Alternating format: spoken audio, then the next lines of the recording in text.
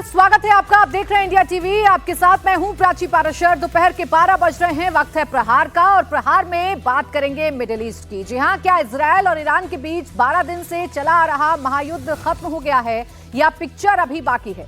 ये सवाल इसलिए क्योंकि सीजफायर से पहले ईरान ने इजरायल पर लगातार 3 घंटे ताबड़तोड़ घातक हमले किए। इजरायल के रिहायशी इलाकों पर मिसाइल मारी। इन हमलों में इजरायल के 5 नागरिकों के मारे जाने की खबर है। क्या इन हमलों के बाद इजरायल चुप बैठेगा? इस बीच इजरायल के पीएम बेंजामिन नेतन्याहू का बड़ा बयान सामने आया। नेतन्याहू ने कहा कि अगर ईरान सीजफायर का उल्लंघन करता है तो इजरायल उसे करारा जवाब देगा। तो राष्ट्रपति ट्रंप के सीजफायर ऐलान के बाद भी मिडिल ईस्ट में जो संघर्ष की स्थिति है वो बरकरार है, क्योंकि सीजफायर से ठीक पहले लगातार ईरान ने एक के बाद एक इजरायल पर ताबड़तोड़ हमले किए हैं। और अब इजरायल के प्रधानमंत्री बेंजामिन नेतन्याहू का बयान भी सामने आ गया है, जिसमें उन्होंने कहा है कि अगर सीजफायर होने के बावजूद भी ईरान लगातार हमले करता है, अगर ईरान इजरायल पर हमला करता है तो फिर इजरायल भी करारा जवाब देगा। तो सवाल यह है कि सीजफायर का ऐलान तो ट्रंप ने कर दिया, लेकिन क्या वाकई में मिडिल ईस्ट में सब कुछ सामान्य हो जाएगा? क्या ये जो 12 दिन का युद्ध है अब ये समाप्ति की ओर जा रहा है? ये बड़ा सवाल है। और अगर समाप्ति की ओर जा रहा है तो नैरेटिव वाली जंग में आखिर कौन अव्वल नजर आ रहा है? ईरान ने पूरी कोशिश की है कि अपनी आवाम के सामने वो एक नैरेटिव बिल्ड कर पाए, वो ये बता पाए कि बेशक अमेरिका और इजरायल ने लगातार हमले किए, लेकिन ईरान नैरेटिव लगातार कायम रखा। ईरान ने लगातार इजरायल को घुसकर मारा और अमेरिका के जो बेसिस हैं उन पर भी हमला किया। कतर के दोहा में कल हमला किया गया। हालांकि इसमें भी जरूर ये जानकारी सामने आई कि जो अमेरिका के बेस पर यानी कि कतर के दोहा में जिस तरीके से हमला ईरान ने किया है वो वेल प्लान्ड हमला था। यानी पहले ही अमेरिका को इस बात की जानकारी दे दी गई थी, अमेरिका को पहले ही बता दिया गया था। इसलिए जो नुकसान है वो बिल्कुल ना के बराबर हुआ है। जो मिसाइलें दागी गई थी ईरान की तरफ से, उन मिसाइलों को इंटरसेप्ट कर लिया गया है। फिलहाल नेतन्याहू ने ये बड़ा बयान दे दिया है। उन्होंने कहा है कि अगर ईरान अपने हमले जारी रखता है तो फिर इजरायल की तरफ से इसका करारा जवाब दिया जाएगा, यानी इजरायल की तरफ से भी इन हमलों को जारी रखा जाएगा। बहरहाल दोनों ही देशों में तबाही का मंजर देखने को मिल रहा है। एक तरफ ईरान ने तेल अवीव पर लगातार मिसाइलें दागी हैं, हाइफा पर लगातार मिसाइलें दागी हैं, बड़ी बड़ी जो रिहायशी इमारतें हैं वो धराशायी हो गई हैं। तो दूसरी तरफ इजरायल ने न सिर्फ न्यूक्लियर साइट को तबाह किया है बल्कि बड़े बड़े सैन्य ठिकानों को ईरान के अंदर तबाह कर दिया है। जो बड़े बड़े जनरल्स हैं उनके भी मारे जाने की खबर है।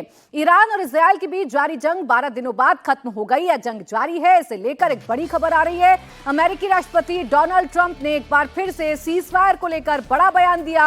अमेरिकी राष्ट्रपति ने 7 घंटे के भीतर दूसरी बार सीजफायर की बात कही है। ट्रंप ने अपने social media platform truth social पर लिखा, अभी से सीजफायर लागू होता है, प्लीज इसे ना तोड़ें।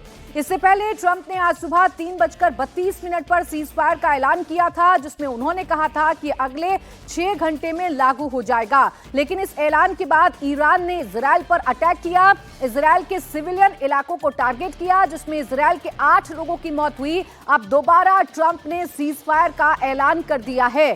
ट्रंप ने 3:32 पर जो सीजफायर का ऐलान किया था उसमें कहा था कि 6 घंटे बाद दोनों देश सीजफायर कर लेंगे। इसके बाद सुबह 6:55 पर दूसरा B-2 बॉम्बर के अटैक के बाद अमेरिका पहुंचने की जानकारी दी। अमेरिकी राष्ट्रपति ने सुबह 7:48 पर सीजफायर के बारे में दोबारा जानकारी दी, जिसमें कहा गया है कि सीजफायर के लिए ईरान और इजरायल दोनों मेरे पास आए थे। तो ट्रंप का जो रुख है वो ठीक वैसा ही है जब इंडिया और पाकिस्तान के बीच संघर्ष के दौरान ट्रंप ने कहा था, और इस बार भी ट्रंप ने कुछ ऐसा ही ऐलान कर दिया। ईरान और इजरायल कुछ कहते उससे पहले ट्रंप ने ये बता दिया, ट्रंप ने ये कह दिया कि उनके बातचीत के बाद अब सीजफायर का ऐलान होता है और सीजफायर अभी से लागू होता है, अब से 6 घंटे बाद लागू हो जाएगा। ये ट्रंप का जो ट्वीट है, यानी ट्रंप ने जिस तरीके से ऐलान किया वो मैं आपको दिखा रही हूं। Congratulations to everyone, it has been fully agreed by and between Israel and Iran that there will be a complete and total ceasefire in approximately 6 hours from now when Israel and Iran have wound down and completed their in progress final mission. यानी यहां Trump ये कह रहे हैं कि सबको बहुत बहुत मुबारकबाद, क्योंकि ये पूरी तरीके से तय हो गया है कि इजराइल और जो ईरान है वो कंप्लीट सीजफायर को तैयार हो गए हैं और ये अब से 6 घंटे बाद लागू हो जाएगा। उन्होंने ये साफ तौर पर कहा है कि दोनों ही देशों ने मुझसे बातचीत की है, जिसके बाद ये सीजफायर हुआ है। अब जो दूसरा ट्वीट डोनाल्ड ट्रंप ने किया है उसमें लिखा है, Israel and Iran came to me, यानी ये दोनों देश मेरे पास आए ऑलमोस्ट साइमल्टेनियसली एंड सेड, यानी कि दोनों एक साथ मेरे पास आए और कहा पीस, यानी शांति कहा। I knew the time was now, the world and the Middle East are the real winners. उन्होंने कहा कि अब ये समय है और अब जो दुनिया है और जो मिडिल ईस्ट है वो इसके असली के विजेता हैं, ये ट्रंप ने कहा। और ये जो ट्वीट है ये 7:48 पर किया गया, यानी पहले सीजफायर का ऐलान ट्रंप ने किया और उसके बाद ये ट्वीट किया गया। जो अगला ट्वीट 9:17 पर आया है उसमें लिखा है डोनाल्ड ट्रंप ने, we couldn't have made today's deal without the talent and courage of our great B2 pilots. यानी अपने B2 पायलट्स की जो तारीफ है वो ट्रंप ने की है, अपने स्ट्राइक की तारीफ जो है वो ट्रंप ने की है और कहा है and all of those associated with that operation in a certain and very ironic way that perfect hit late in the evening. यानी जो स्ट्राइक अमेरिका की तरफ से की गई थी, जिन B2 बॉम्बर्स का इस्तेमाल किया गया था, उसकी सफलता का जिक्र डोनाल्ड ट्रंप अपने इस ट्वीट में कर रहे हैं। फिर 10:38 पर जो एक और ट्वीट सामने आया है डोनाल्ड ट्रंप का, उसमें डोनाल्ड ट्रंप लिखते हैं the cease fire is now in effect, यानी अभी से सीज फायर लागू हो रहा है, please do not violate it, यानी इसको नहीं तोड़ना है, प्लीज सीज फायर का उल्लंघन नहीं कीजिए। Donald J Trump, president of the United state. यानी डोनाल्ड ट्रंप जो पहले खुद मिडिल ईस्ट की इस लड़ाई में कूदते हैं, वो अचानक से आते हैं और पीस पीस पीस कहने लगते हैं। यानी डोनाल्ड ट्रंप एक बार फिर ये बताने लगते हैं कि उनकी कोशिशों के जरिए ईरान और इजराइल के बीच में जो जबरदस्त युद्ध छिड़ा हुआ था वो अब शांति की तरफ जा रहा है और सीज फायर हो चुका है। इस बीच ईरान ने एक नया पोस्टर जारी किया है, ये बड़ी खबर आपको बता रहे हैं। पोस्टर में ईरान ने लिखा है, आखिरी बार हमने किया। ईरान ने बेशर्मा में तबाही की तस्वीर साथ में शेयर भी की है। तो देखिए यही वो नैरेटिव है जो ईरान बिल्ड करना चाहता है। ईरान अपनी आवाम को ये बताना चाहता है, खासकर ईरान की जो लीडरशिप है, ईरान के जो लीडर हैं खामेनेई, वो अपने आवाम को ये बताना चाहते हैं कि हमने जीत दर्ज की है, हमने आखिरी हमला किया है और ये आखिरी हमला बता रहा है कि हमारी जीत हुई है। ये पूरी तरीके से इजराइल के खिलाफ ईरान की जो कार्रवाई है वो लगातार बताई जा रही है। सीज फायर से पहले ईरान ने इजराइल पर फिर जबरदस्त मिसाइल अटैक किया। इजराइल के बेशर्बा पर ईरान ने मिसाइल अटैक किया। ईरान के मिसाइल हमले में 8 इजरायलियों के मारे जाने की खबर है। बताया जा रहा है कि ईरान की मिसाइल बेशर्बा में सीधे बिल्डिंग पर आकर लगी। मतलब साफ है कि ईरान सीधे इजराइल के रिहायशी इलाकों को टारगेट कर रहा है और ये सीज फायर से ठीक पहले हमला किया गया है।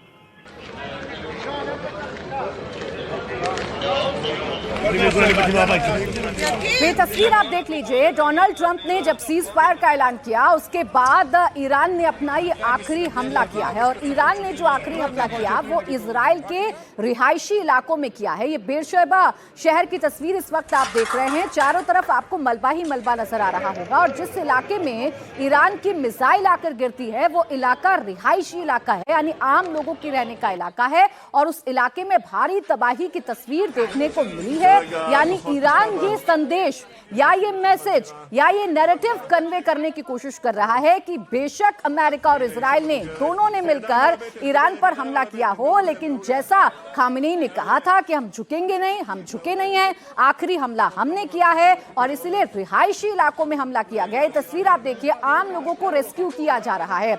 इजरायली सेना के द्वारा वो आम लोग जो इन रिहायशी इलाकों में रहते हैं, इन बड़ी बड़ी बिल्डिंग्स में रहते हैं जहां कर ईरान की मिसाइल गिरती है, वहां अंदर फंसे लोगों को को, घायल लोगों को लगातार बाहर निकाला जा रहा है, रेस्क्यू ऑपरेशन चल रहा है। तो ये ईरान की तरफ से कदम उठाया गया और अब डोनाल्ड ट्रंप ने अपने ट्वीट के जरिए साफ कर दिया है कि अभी से सीज फायर लागू होता है और अब इसे कोई भी वायलेट ना करे, यानी कोई भी इसका उल्लंघन ना करे, ये डोनाल्ड ट्रंप की तरफ से कहा गया है। लेकिन डोनाल्ड ट्रंप के पीस पीस पीस कह देने से क्या वाकई में मिडिल ईस्ट में अब सब कुछ शांति हो जाएगी? इजराइल और ईरान के बीच में जिस तरीके का संघर्ष था वो खत्म हो जाएगा? जो रीजन था इस अल्टीमेट लड़ाई का, न्यूक्लियर पावर बनने की जद्दोजहद, क्या वो रीजन भी खत्म हो जाएगा? ये वो तमाम सवाल हैं जो फिलहाल इन तस्वीरों को देखकर खड़े होते हैं। बहरहाल ये कहा जा सकता है कि ईरान ने कल अमेरिका के बेस पर हमला किया, लेकिन ये वेल प्लान्ड हमला था।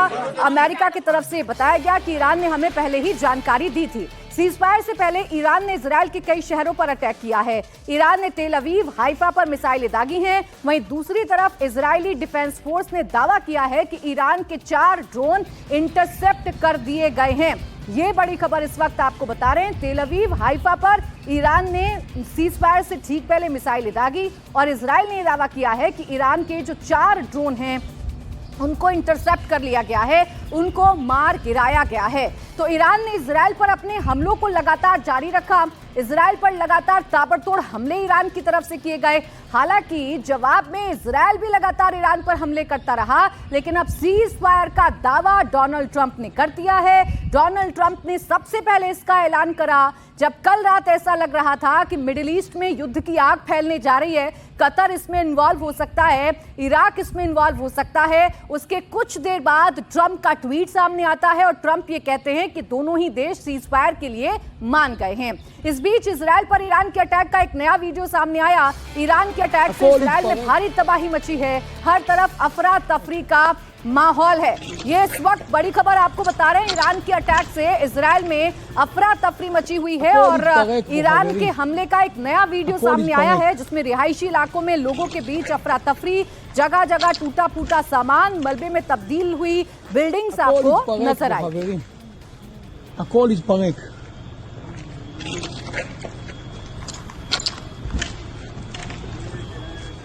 הכל התפרק פה, חברים. הכל התפרק.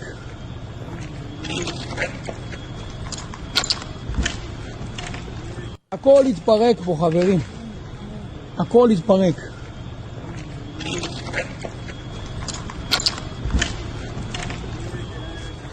הכל התפרק פה, חברים. הכל התפרק. सीजफायर के ऐलान के बाद और सीजफायर लागू होने से पहले इजराइल ने ईरान पर हमले तेज कर दिए थे। इजरायली अटैक में ईरान के एक और न्यूक्लियर साइंटिस्ट की मौत हुई है। बताया जा रहा है कि इजरायली एयरफोर्स ने तेहरान में टारगेट करके अटैक किया था जिसमें ईरान के परमाणु वैज्ञानिक मोहम्मद रजा सेदगी मारे गए हैं। ये तस्वीरें उसी वक्त की हैं जब इजरायली फोर्स ने तेहरान में ईरान के परमाणु वैज्ञानिकों को मारने के लिए हमला किया था। तो इजराइल ने टारगेटेड अटैक किए हैं। इजराइल का मकसद ये था कि जो सैन्य ताकत है ईरान की उसे खत्म कर दिया जाए और न्यूक्लियर पावर बनने की कोशिश अगर ईरान करता है तो उसे भी नेस्ता नाबूद कर दिया जाए। इसीलिए अलग अलग जगह पर न्यूक्लियर साइट्स को टारगेट किया गया और जो न्यूक्लियर साइंटिस्ट हैं उनकी भी मौत की खबर आई। इजराइल ने उन पर भी टारगेटेड हमला किया है। 3 बड़ी न्यूक्लियर साइट्स को तबाह करने के बाद अमेरिका की मदद से अब जो न्यूक्लियर साइंटिस्ट हैं उनके भी मारे जाने की जो खबर है वो मिल रही है। यानी ट्रंप के सीज फायर ऐलान से पहले दोनों ही देशों ने अपने अपने टारगेट को पूरा करने का दम भरा। एक तरफ ईरान है जो अपनी आवाम के सामने, अपनी जनता के सामने नैरेटिव देना चाहता है कि आखिरी हमला हमने किया है, कोई सरेंडर नहीं हुआ, कोई मजबूरी में सीज फायर नहीं हुई। तो इजराइल भी अपने आक्रामक अटैक्स के जरिए यही बताने की कोशिश कर रहा है कि अगर ईरान इस सीज फायर का उल्लंघन करता है तो ईरान को फिर बुरे परिणाम भुगतने होंगे। और तेहरान में यह अटैक की तस्वीर इस वक्त आपके सामने है। इजराइल से इस वक्त की एक और बड़ी खबर आपको बता दें। इजराइल ने अपना एयर स्पेस खोल दिया है। सारी फ्लाइट्स के लिए एयर स्पेस खोल दिया गया है। यानी सीज फायर का असर अब इन दोनों देशों पर देखने को मिल रहा है। अभी तक इजराइल के एयर स्पेस को बंद कर दिया गया था क्योंकि ईरान लगातार इजराइल पर मिसाइलों से अटैक कर रहा था, इसलिए एयर स्पेस को बंद रखा गया था। लेकिन अब बड़ी खबर यह है कि इजराइल ने अपने एयर स्पेस को खोल दिया है और ये सभी फ्लाइट्स के लिए खोला गया है।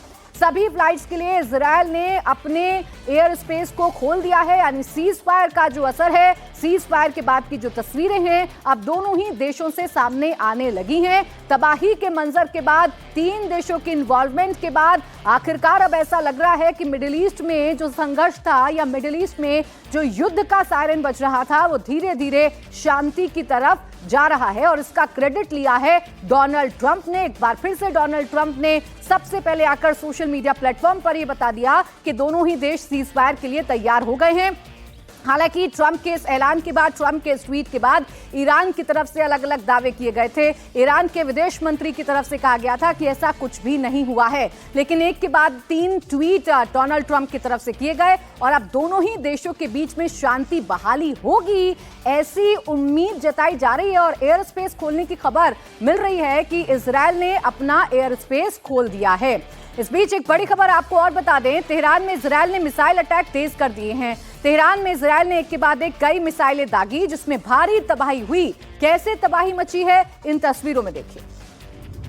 तेहरान पर इजरायली सेना की बमबारी की कुछ और तस्वीरें आपको दिखाते हैं। आसमान में कैसे तेहरान पर बम बरसाए गए आसमान से, वो आप देखिए। सीज फायर के दावों के बीच इजरायल लगातार ईरान को टारगेट कर रहा है। वहीं तेहरान पर लगातार इजरायल के अटैक जारी। इजरायल के अटैक का एक नया सीसीटीवी फुटेज सामने आया। इजरायल के हमले के बाद शक्तिशाली झटके दिखाई दे रहे हैं। इंपैक्ट इतना जबरदस्त था कि बिल्डिंग के शीशे टूट गए।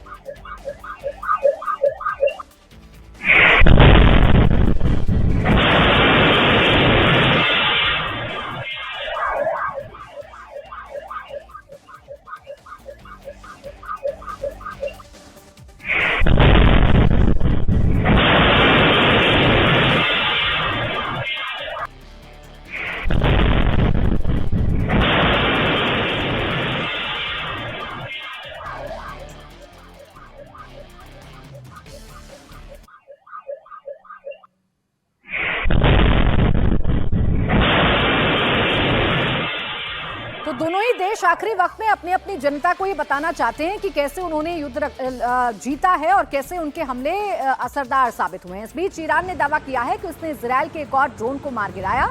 ईरान ने इजरायल के हर्मीस 900 को हवा में ही तबाह कर दिया। ड्रोन गिराने के बाद की तस्वीरें भी सामने आ गई हैं। तो दोनों ही देश एक दूसरे के ड्रोन मार गिराए जाने का दावा कर रहे हैं और ऐसा ही दावा ईरान ने भी किया है। ईरान का दावा है कि इजरायल की तरफ से भेजे गए हर्मीस 900 ड्रोन को इंटरसेप्ट करके हवा में ही मार गिराया गया है, यानी इसको इंटरसेप्ट कर लिया गया है। ऐसा ही दावा इजरायल की तरफ से भी किया गया और ऐसा ही दावा ईरान की तरफ से भी किया गया है। कुल मिलाकर सीज फायर से चंद घंटों में दोनों ही देशों ने अपने अपने नैरेटिव को सेट करने की कोशिश की है। और तीसरे प्लेयर हैं डोनाल्ड ट्रंप, जो बार बार शांति शांति और शांति की बात कहते हैं। सवाल यह है कि वो डोनाल्ड ट्रंप जो खुद इस युद्ध में कूदे, जिन्होंने इजरायल की मदद की और ईरान के 3 न्यूक्लियर साइट पर अपने B-2 बॉम्बर से अटैक किया है, क्या उनके दखलंदाजी के बाद, उनकी बातचीत के बाद वाकई मिडिल ईस्ट में शांति हो गई है या अभी दोनों देश वेट एंड वॉच की स्थिति में है? क्योंकि बेंजामिन नेतन्याहू इजरायल की तरफ से कह रहे हैं कि ईरान अगर एक और हमला करता है, एक भी हमला करता है, तो उसे बुरे परिणाम भुगतने होंगे। तो ईरान भी यही कह रहा है कि किसी भी सूरत हाल में इजरायल के एक भी अटैक को सहन नहीं किया जाएगा और उसका जवाब उसी अंदाज में दिया जाएगा जैसा अभी तक दिया जा रहा था। तो कुल मिलाकर मिडिल ईस्ट में 12 दिनों तक संघर्ष की स्थिति रही, 12 दिनों तक युद्ध की स्थिति रही। इजरायली सेना ने ईरानी सेना के हेडक्वार्टर को भी निशाना बनाया। इजरायली डिफेंस फोर्स यानी IDF ने इसकी पुष्टि करने के लिए एक वीडियो भी जारी किया है। इजरायली अटैक के बाद ईरान में भारी तबाही का मंजर दिखाई दे रहा है। तस्वीर आपके सामने, ये बाकायदा IDF की तरफ से जारी किया गया है और सेना के हेडक्वार्टर को इजरायल ने निशाना बनाया है। इन वीडियो के जरिए ये दावा IDF ने किया है।